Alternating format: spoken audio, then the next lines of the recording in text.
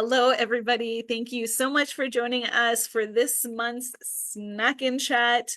We're thanking you all for joining us. And this is a reoccurring segment. We actually had the ability to do two this month, which is very rare, but it's a reoccurring segment where we come together to discuss topics that are top of mind to adoptive, kinship, permanency, and customary care communities in Ontario and beyond.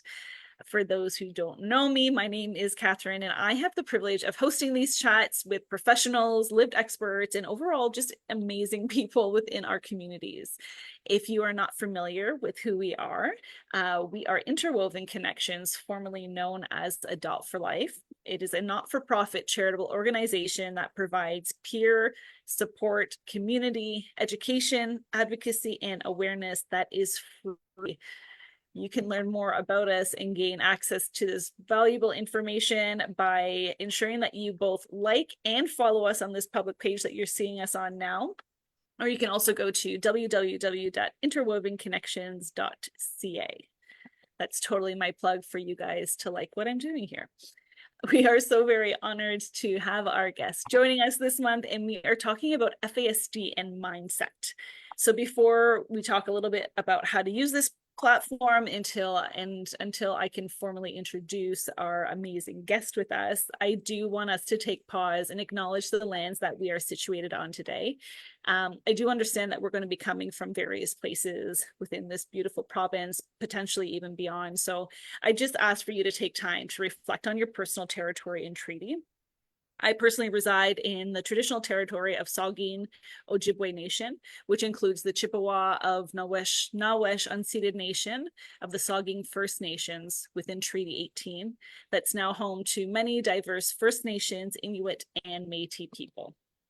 So why is it that we do this? And I say this for every snack and chat. Well, really, we're doing this to reaffirm our commitment and our own responsibility in improving relationships between nations. And as a first step in improving our understanding of local Indigenous peoples and their cultures, to recognize and acknowledge the historic as well as ongoing devastating effects of colonialism and racism in the name of assimilation across Canada, and to consider how we each can, in our own way, action forward in a spirit of truth, reconciliation, and collaboration. As long as the sun shines, the grass grows, and the river flows. So thank you so much for joining me and reflecting on your own personal treaty and territory as I shared mine. We do want this to be an engaging and an interactive lunch hour, so please feel free to comment below. You can share in the comments. You're able to ask questions, engage with the content. We would also absolutely love to know where you are logging in from. So please feel free to jot down your city in the comments, and hopefully we'll be able to have time to say hello to everybody. Please know that this segment is live and it is shared publicly across our social media platforms. So that means that it can be accessed at any time. We do ask that you remain mindful of any personal or sensitive information that you're sharing in the comments, or for us to share as well, especially information of children and youth who are maybe in your care. All right, I promise that's the end of me talking about how incredible Interwoven Connections is. And it is. Thank you. I am pleased to introduce Christine Bofenkamp. Did I pronounce your last name right? No, but it's okay. It's Bofenkamp. Say it again, sorry. Bofenkamp. Bofenkamp. So guys, I need to tell you that I misspelled her name first in the graphic, and now I'm butchering it saying it. So I do apologize. Everybody does. It's okay. We'll get there. But what's important is that you're here and that you're incredible and that we have ways to share with how people can connect with you afterwards. So I think that's very important too. Yes, definitely. So Christine is an FASD educator, a coach, a writer, an international speaker, and FASD unicorn mom on TikTok. So you definitely have to go and check her out. I personally follow her and I really enjoy her content as well. She did. However, what she's most proud of is to wear her mom hat. So FASD has been a part of her world for 42 years, but she didn't really know that until May of 2014, when a little girl came into her life to stay. So growing up, she was always confused around family members' behaviors, and soon the behavior began to show up in her newest arrival. So her cousin's daughter is a carbon copy of her mother, and it was terrifying, which I think a lot of us can identify with. Eventually, she learned that they shared something bigger than genes. They also share FASD. So discovering that your child has FASD can be devastating because searching for information can make you feel hopeless. 100%. I think all of us have been there. So Yep. as a parent, she's willing to share her experiences, the ups and downs, and the optimism that comes with it. She's unafraid to try new things and share what she has learned with families and therapists worldwide. So above all, she's proud to wear the mom hat. So thank you Oh, so yes. much. Thank you so much for coming, and thank you for being so open and honest. And we're talking about FASD and mindset, which is a huge topic. Yes, it's big. And as far as I know, it hasn't really been done yet when you're reflecting on, say, our children or the individuals on the spectrum. So Absolutely. exciting. And so we got connected with Christine. So one of my colleagues actually watched you talk at an Mhm. FASD conference and then shoulder tapped me and she was like, oh my God, you need to connect with Christine because one, she's incredible. Two, she knows what she's talking about. Three, she has amazing hair. So I'm like, Thanks, Tanya. yeah, we're getting in there. So, so let's go ahead. I'm going to start shooting out some questions and we can kind of see where the conversation goes. Because I think Perfect. this is, like you said, we don't talk a lot about mindset. And I think what Mhm. we may know about mindset actually is a lot less than what we should. So Yes, yes. We my need a first, growth mindset yeah, about growth mindset, which is right? difficult when you don't really understand it. Yeah. Right. And like Google doesn't always help with these things. So Dr. Google is not our friend. no.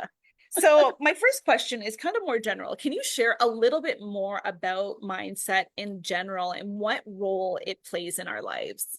Absolutely. So I just want to give credit to Carol Dweck here because she's the guru of mindset and growth mindset. So thank you, Carol. And the one big difference is a fixed mindset. Especially if we're looking at our kids, it's the idea that you are born with what you have. So say you're really good at track, right? A fixed mindset is this is how good I am. I'm great. And you don't think about getting better. Like you are only as good as what you came in with. Where a growth mindset allows you to see kind of the progress and progression to getting there so that you know, hey, I can do better. Hey, I can practice and watch me fly. Like basically, so failure isn't just the most crushing thing on the planet because you can learn from it and you can stand on top of a pile of failure and claim the fact that you kicked its butt. But try not to swear. No, Yeah. I So appreciate growth, like it says, you can grow and you can do better. And fixed is just, this is all I got. I'm going to stay in my lane and here I am. Right. Thank you. I think that's really important. I know that like that concrete thought or that black and white thinking can be harmful for a lot of people, Yes, not just those living with FASD, but also us exactly. as parents and caregivers too. So I think Mhm. that's important. So can we talk a little bit about how this specifically impacts those who are living with FASD then? So we're talking about the mindset. How does this Yep. impact this community? Well, what I would love to kind of start with is because a lot of our kids, they're starting as kids. It's not just especially in this community, we're talking about children first. So I want to talk about, and if that's okay, I'm stretching, is parents' mindset because Mm. we directly affect how our kids think. And we have a lot more control over how they handle situations than we probably give ourselves credit for. So, for instance, having a fixed mindset, um, would be this is all my kid is going to be capable of doing, right? Like, say your kid's not doing well in math. That's it. Can't do math. We're never going to learn it, right? And either you move on from it or you just deal with the fact that it's awful. Where a growth mindset, we can see the fact that there's hope, right? And that their brain does continue growing, which is true. Um, but I want to take it a little further. So if we break it down, people with a growth mindset that are raising our children believe in the term yet. So maybe they can't do math yet, right? Instead of they can't do math. Yet is a really powerful word, especially when we use it around our kids. because then they also know it's possible for change, right? So parents being able to do that directly affects how our kids handle the things that they're doing or things that they're not doing so well with. So one thing that I love, love, love to do, and it really helps kind of cement in people's mind what I'm talking about, is if you go, so this would be a fixed mindset, okay? If you go to a farm looking for shit, you're going to find shit at the farm, Mm. right? Yeah. But that's like a fixed mindset because you've Yeah. decided this. If you go to a farm and you are looking at all of the things, you're not going to be surrounded by the shit. You're going to see all the beautiful things too, all the things growing, all the things that could change. And that's a big difference between growth and fixed mindset. So, and you know what? Quite honestly, for our own self-esteem, there has to be hope. So even as a parent, you need to look at the process of saying yet, because maybe I'm not good at handling my kid yet, but I'm learning, right? I So really like all of that, yeah, all of that just piles straight onto our kids because you know what? They're our emotional mirrors. They see how we do things. They're always watching. They're seeing how we handle situations. And they really take to heart the things they hear, even though we might think they're not listening. that. So I hope that kind of It goes does. into it. Yeah. You know, it's interesting as you were talking about that, kind of what popped in my head is like, and I mean, I have been guilty of this as well, is like on the mindset of like parenting our children the way we were parented. It's like, well, no, Yes. I never was allowed to X, Y, and Hmm. Z. And it's just we can kind of get stuck in that. And I've caught myself a few times that I was like, no, this isn't Yep. the way it had to be done. Like my no, I'm my parents are old school European. Yep. I'm like, wow, this doesn't have to be the way where really we had to relearn how to parent. Yes. And you know what? We call those value clashes, right? So, Mhm. like for us, say we always ate dinner at the table, like that was a big family event. We get really upset if our kids don't participate and we have to allow them to say eat by themselves, eat at different times, or eat in a separate room from us. So, Yeah. in order to see success, and that is our problem. That's our value clash that we have to learn to deal with to accommodate our kids. Right. So that's those internal value clashes. And like, why are we taking cues from dead people? Right. I We like can that. write our own set of rules. Yeah. Yeah. Yeah. And then So, teach everyone around. I do have a child actually who has to sit separately from us and mhm. he eats. And I tell my colleagues this, he eats with two chairs, his bum's in one, his legs are up on the other. And it's for anyone coming in, they're like, what is he? I'm like, this is how he regulates. And this is how Yep. he will never chokes. He gets his meal in, doesn't give us a, he just needs to sit with his legs up in the air. Yep. It I works will for do us. anything for a Yeah, happy kid, right. right? And peace at the table. That is great. So let's do it. Absolutely. Uh-huh. Absolutely. Okay. I diverted a bit. So, So did but I. I am happy though that there is a term for that for the value, the difference in the values of us being Yep. raised. I think that that kind of makes me feel A better. values There's a clash. word Yeah. for it. Yeah, you're welcome. I love it. Okay, back to the actual questions. Yeah. Do you have any examples on different mindsets that have helped people living with FASD? Or do you have examples of just how growth mindset can help or has helped? Yes. And you know what? I'm going to take out my notes because my Yeah, daughter has approved exactly what I'm going to say on this. amazing. And, it's really big in these situations to make sure that your kids have given permission because this 100%. is stuff on the internet and this is their life first. So, 100%. you can't do anything without them, right? So hold on one second before I like make a hot mess of this. Hold up, hold up, hold up. Okay, so let's see here. I'm gonna tell you guys a little bit about my kid and how we actually came to this conclusion and through a process of learning over years how we got here. And so maybe I can save you guys some time and having to do this yourself, right? Amazing. We So like as it. Catherine mentioned, Angelina, I think I can use her name. I'm just going to. She came to us when she was 9 years old. And my parents and I, like my parents, my husband and I had no plans for kids. Mm. So a surprise child was quite a huge change. And if somebody had told me that I was going to have to feed a kid 3 times a day plus snacks all on a schedule, I might have said no, because I didn't realize like this was what parenting was, right? Like, and when you don't start from scratch, you don't get to like work True. your way up. It's like, boom, 9-year-old, here's your issues, here's all the other things they come with, exciting, here you go, right? But one of the things I noticed right away with her is that her sense of self was different Mm. from other kids her age.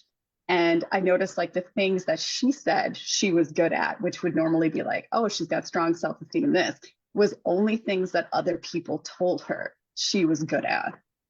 Right. Mm. So basically, her self-esteem at that point was intrinsically linked to the affirmations that she was receiving from, say, strangers or other adults. So she was told she was the fastest kid in her school, faster than all the boys. Let me tell you, she's not. But did she believe that? Absolutely 100%, right? And that's her fixed mindset. So often, like, our kids are concrete thinkers, not abstract thinkers. So one way to think about this as a fixed mindset for our kids is that concrete thinking. She was told, I am good at this, and she believed them, because why would she not, right?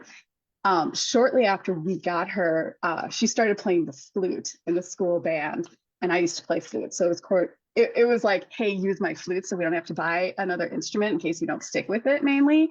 But she turned out to be really good at it.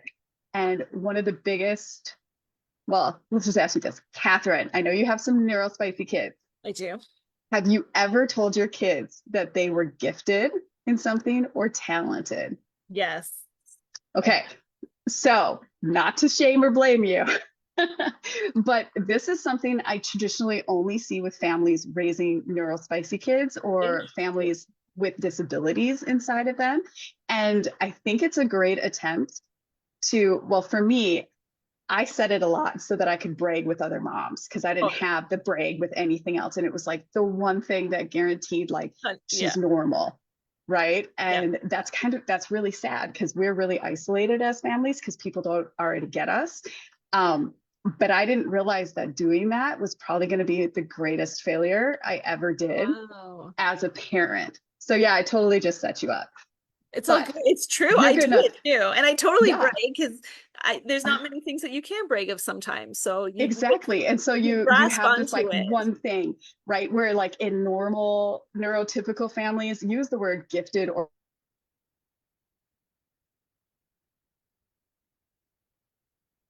Oh,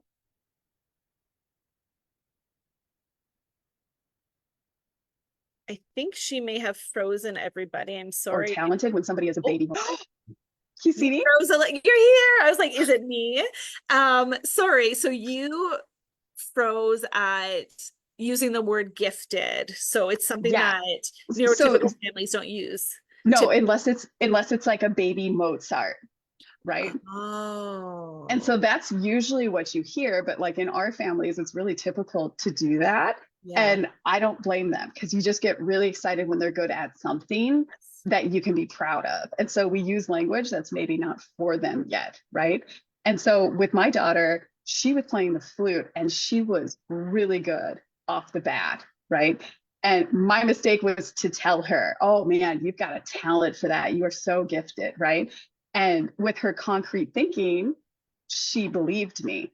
So when we got to a point where she was in middle school, she tried out for the all-state band, which is a high school thing. And she Yeah. was good enough where she probably could have done that. Um, but she didn't make the cut, Hmm. right? So right then, when they handed her back her notes, they might as well have listed right there, you're a loser, you're a failure, you suck at life, because that's how she interpreted that. Because she was told, that fixed mindset that you were great, like this is natural to you. So when somebody questions the fact of your natural gift and says it's not good enough, that is a slippery slope. Wow. And we watched a kid that we knew really well turn into somebody we didn't anymore, right? And it was quicker than I would have ever expected it to be. So we Wow. saw somebody who all of a sudden was very silent, had a lot of anger. She was self-harming. She came home from school later, which was not like her because she was not a girl who missed a snack at the right time, right? And then one day she didn't come home at all. So we had to deal with police, detectives, a very scary situation. And we collectively, she and I, we call it the dark years, kind of like Harry Potter, like the Yeah. time that shall not be named. That is what that time period was. And I didn't realize that it was my encouragement that directly set her up for failure. Because we can choose Wow. whether we want to set our kids up for success or failure in lots of things. And I didn't know that the strength of my words, because words matter to our kids, was what was going to be that concrete thinking and fixed mindset that really brought her down. So when you talk about our kids, again, a growth mindset would be abstract to them, where So a fixed mindset is that concrete thinking. I feel like Question. my mind is like, because I 100% do this with my kids. I Mm-hmm. build them up like, top of the mountain. Yeah. If you could, looking back on this example that you shared, and Yes. obviously Yeah. please answer within your comfort level, like what do you think you would have done differently, or what words, or how would you have Perfect. handled it differently? Perfect Because question. I So personally want to know. yes. So let's say, let's just use Johnny first. Okay. So say you have a younger kid who's coming out and showing you their drawings, right? You can say things like, hey, you are so talented. Look at this wonderful drawing, right? That's fixed because now I am talented, right? Like, here's where I'm at. But if you chose to word it differently and talk about the drawing rather than Johnny's, part in the drawing, then they can learn, like, hey, look at this. It's great. And the best thing about this is, parents, we tend to collect things from our kids over the years. You can sit there and teach Johnny, hey, look at what you drew last year, right? Look at the change from then to now. And that's starting to teach a growth mindset. And you can do this with our kids without having to explain a growth mindset. It's all in the words. It's all how you comment. It's all how you make it, just stronger for them. So like with my daughter, it was no longer, wow, you're talented, right? It was, oh my gosh, I can tell, or let me just say, oh my gosh, that was beautiful. I can tell how hard you've been working, or your practice is really paying off. That also means showing her videos from like sixth grade and how atrocious their band actually sounded, right? And Yeah. she can sit there and look at that and be like, oh my gosh, yeah, no, I'm way better than that, right? And like that's the way you kind of grow through that hard time. And if you can avoid that time, even better. Yeah. But now we have a kid who just a couple days ago we submitted her tryout for the Nashville Philharmonic Orchestra at Wow. 20. So this is a kid then that we went from no more playing, this is awful, I'm terrible, to now, hey, I think I'm good enough to be on this team. And if not, I'll try out next time. And this is like the highest level you can go next to seriously professional. So Yeah. we just submitted that and it sounded beautiful, right? That's incredible. So can you change it? So say there's families watching, aka Yep. myself, who's having this conversation, who's like, oh crap, this is what I've been doing. Uh-huh. Do we just shift our language? Do we name it to our kids, or how can we shift our own mindsets then to set our kids up for success? Perfect. Okay. So one of the biggest things I'm a fan of is failure. And that sounds awful. Okay. But so for instance, I am a terrible public speaker, Well, you're doing which great here. does it sound like that's a fixed mindset? And I am. I'm not good at it, but that's a fixed mindset. And I was terrified to speak. And Tanya can tell you about that. Like, I am not good. I can have really good ideas and I can have a lot to say, but I will stutter through things. And that's a fixed mindset. Like, I'm a bad speaker. And a growth mindset is, hey, am I here today and am I speaking? Yes. Am I afraid of making a mistake? Sure. But can I do better next time? Absolutely. Am I doing better here than I was at Can FASD on a bigger platform and terrified out of my mind? Sure. But that doesn't mean that next year I could go back to Can FASD and do the same thing and do it better. That's a growth mindset. So just the fact that I'm here is showing you I'm willing to take chances. I'm Yes. willing to fail. And more importantly, I'm willing to fail in front of my child so Mm. that they can see me fail and see that it's normal to fail when you do hard things. And that way they can also see then when you do better and how much effort you put into it, that you can change that outcome. And our kids are watching this all the time. So something I did during the dark years is I actually took up like serious fitness because it was the first time that I ever like had time to myself because I had a kid who didn't want any time, Right. right? And she saw me go from somebody who went walking to somebody who ran a marathon within a year, Wow. right? And I'm not a runner by any means. And you know, that was huge to her, whether she could admit that at that point or not. Now, when she does look back, she was like, I was shocked that you could do that. And it made me think, hey, I can do things better as well. Right. So that was really the change for us. So I recommend everybody go out there and fail really hard. Do something hard and prove to yourself that you can do it. Because if you can't convince yourself that you can do those things, how are you going to teach your child that? So do something hard. I love that. There it is, folks. Yes. Um, I think that's incredible. And to be honest, I think that's something that I have never thought about, and I never Mm-hmm. realized the impact. So I can imagine there's so many other families here who are realizing how important that is. And Right. I know how important it is to apologize and to Yes. name it to your kids when you make a mistake or you don't do the right thing or you didn't react or respond properly. But I think also seeing you not do well in things and how you handle it and how you dust yourself Yes. off and all of that is huge. Oh, Uh, yeah. Well, and our kids, they are constantly faced with things that are going to be a struggle. So if they don't see us struggle and understand that we go through the same things, even though it might be yeah. different, how are they supposed to learn? They're watching us, right? And that comes down across the board with everything that we do. So that means apologizing, right? Fixing those relationships and doing that. But that also means apologizing, say, to your partner or your mother and letting them see that so that they can take after that and realize, oh, this is the next step. So even if you are not wrong, sometimes you need to throw in an apology just so that they're learning from it. Same thing with do something you're not good at. I don't Mm. care if it's knitting. Everybody knows if you start knitting and you suck at it, you're going to get better if you just keep going, right? Even if we think we suck at knitting, you can do it. And that's a growth mindset. So we can pass that on and it's a beautiful thing.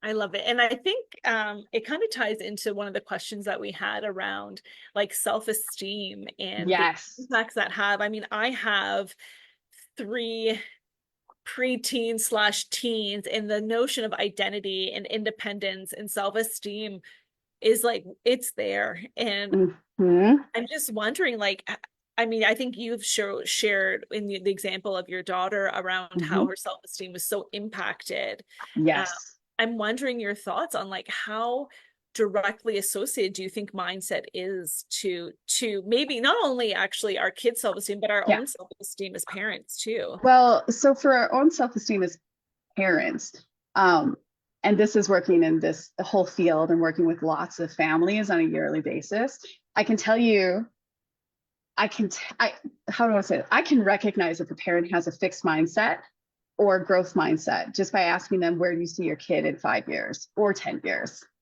A fixed mindset parent will tell me everything they just found on the internet, which is all the greatest fears. Like you're going to prison, you can't complete school, your brain's going to stop growing when you hit 7, or I mean, like just all of That these Dr. Google insane again. things. Yeah, Dr. Dr. Google is very Google. dangerous, right? And a growth mindset parent is going to use that word yet again, or even if they can't do it now, right? Even if they will be able to. So, yet and even if are very powerful words. And with our kids, losing the train of thought here, with our kids, Okay.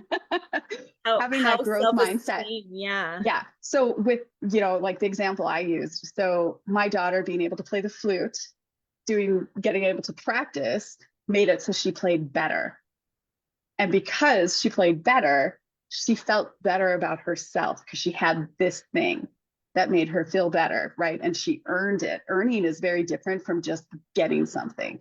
And she started to really believe in herself and the fact that she could make change in herself that affects her life. And giving our kids the power to change how they feel about themselves is probably the best gift that you can give someone. Hmm. I love that. Thank you so much. Mm-hmm. We have 15 minutes left, so I just want to make sure that we're able to get to all of the questions. So I'll be honest, when we were first talking about this and starting to get connected, I Mm-hmm. was trying to Dr. Google your talk or anything about FASD and mindset, and it just doesn't exist. So No. I'm wondering if you like someone's watching this, they're having the same epiphany that I am. How can we learn more about this? What can people do, families, parents, caregivers, professionals, like how can we learn more on this Um, topic? like I was saying to you before, this is the first time I think anybody has put these things together, and especially for our kids on the spectrum. Yeah. And I just want to say too, because this is not just kids with FASD, this will work with all of our kids, guys. Yeah. And it's important to know, especially kids who've had trauma or anything else going on, this is still applicable. Ours, FASD is just maybe a little bit more complex because we can't just teach it word for word, right? Yeah. And express that idea. Um, Reach out to me. Dr. Mm, Google will get you in contact with Diane Weck or 1,000 other websites that'll tell you, hey, this is growth mindset. Maybe this is how you apply it in your own life, but it's tricky to apply it to somebody on the spectrum with FASD. yeah. It's just trickier. So Catherine will give you my email contact. Yes. Um, Something that I do, I know we haven't got there yet, but I'm actually a coach for Jeff Noble's program, which is Caregiver Kickstart. Yes. Um, I started as a parent in Caregiver Kickstart like 7 years ago or something. I can't even remember. It was so long ago. And I didn't have access to information. I didn't have access to social support. I mean, I didn't even know what the word respite meant or that I was allowed to have it, right? Uh-huh. And so, I mean, I was in that program for years trying to just digest the stuff and apply it. So, you know what? That is the best resource that I could ever say to go to. And it's a great way to connect with me.